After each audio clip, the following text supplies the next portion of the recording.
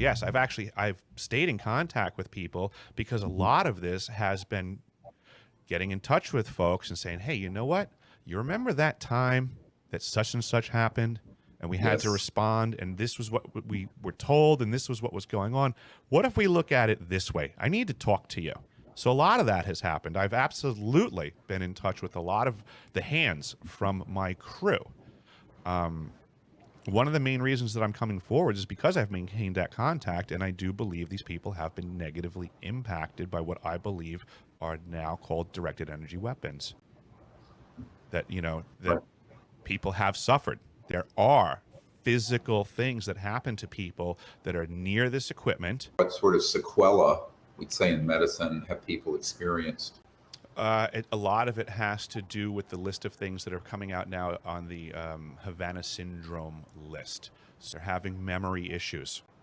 They're having a lot of trouble sleeping. They're having issues with temperature rise out of nowhere. These things are all peculiar to me. I'm just telling you what people are griping, and this is becoming more and more prevalent. It's kind of why I came out of the shadows, because I was noticing this in my life and my crew, but now I'm seeing things like, since last we spoke, we have the Directed Energy Threat Emergency Response Act has come out as a House resolution.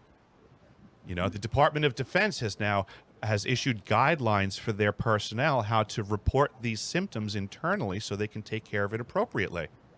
Right. So this stuff's getting very real in just the last couple of weeks.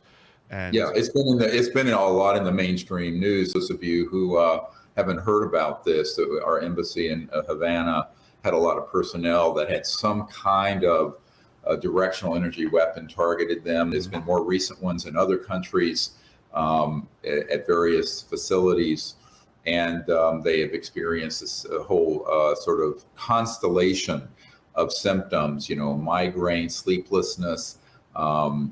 Emotional instability,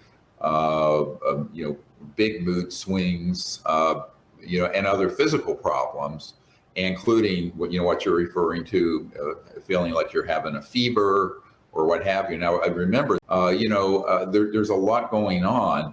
And of course, the government never wants to admit that people are being injured by anything like this. This is one of the big problems, that if you're not going to even acknowledge the fact that these technologies are extant, that they're already all over the place, and because they're that classified, then obviously you're going to deny the symptomatology resulting from those technologies being deployed or used, even if the negative effects on people are secondary, not the intended one.